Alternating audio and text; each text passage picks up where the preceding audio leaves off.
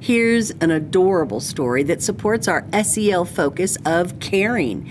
It's titled Dr. Fairytale. It's written by Catherine Jacob and illustrated by Hoang Giang. Dr. Fairytale. Let's see how many fairy tale characters you recognize as we read this together. Here we go. My name is Dr. Fairytale. I'm always super busy. My list of patients is so long, it sometimes makes me dizzy. From fire-breathing dragons with sore throats from all their roaring, to princes quite embarrassed as they can't control their snoring. We got called out this morning to a girl whose foot was sore. She'd been out dancing at a ball till late the night before.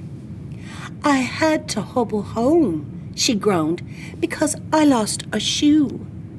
And by the time I reached the house, my foot was black and blue. Her dainty little toes were red and covered in large blisters. Alas, I cannot rest, she cried. I have to help my sisters. Not yet, I said. Let's soak those toes. We'll soothe your pain away. Then pop these fluffy slippers on. No work for you today. Next stop, a woodland cottage with one very worried mom.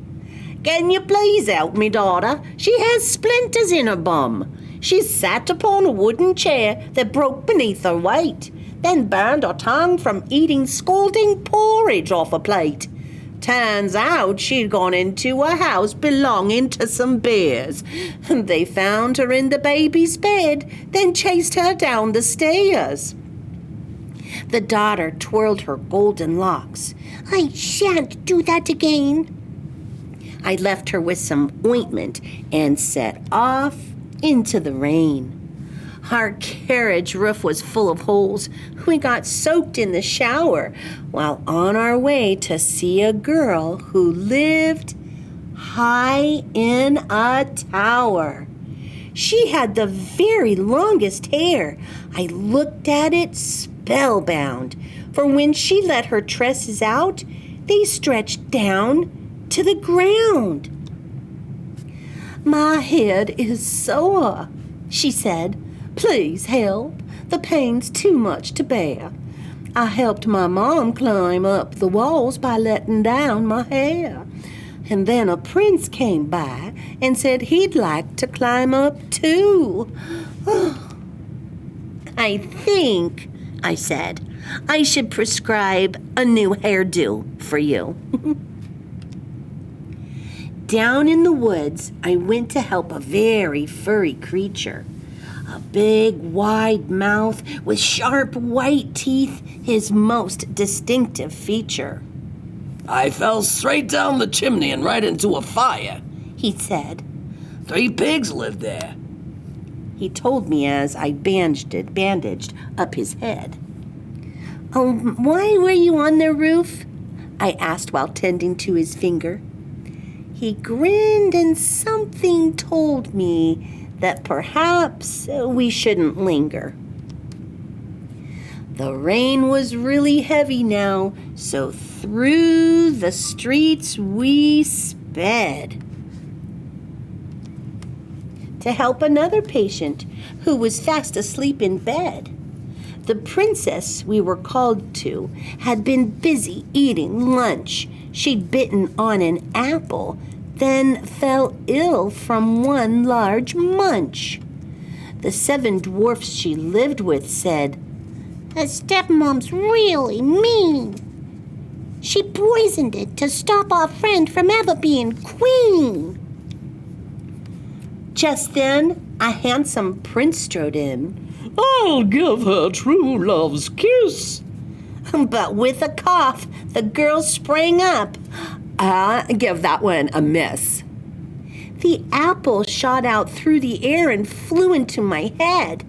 The girl seemed fine, but my head ached, so I lay down instead.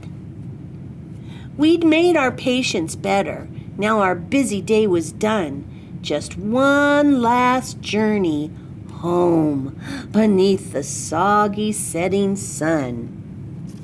When we got home that evening, I was feeling really ill. My clothes were drenched. My poor head ached. I'd gone and caught a chill. My temperature had rocketed. My nose was full of sneezes. My throat was sore and scratchy, and I had the coughs and wheezes. My mom made me a cup of tea, and off I went to bed. I took some special medicine to calm my pounding head. But then I heard a noise outside, a knock at our front door. I peered out from my window, and just look at who I saw. "We've come to visit you," they cried. "You're ill. The news has spread. You've been so kind to us. Now we'll look after you instead. Go back to bed. We'll come straight in. We'll stay up with the moon. For we're all here to help you. And we hope you'll get well soon." Aww, she took such good care of all of those characters, and now they're gonna take good care of her. Dr. Fairytale, a wonderful reminder for us all that caring for one another is a beautiful act of kindness. Until we read again, adios amigos, goodbye.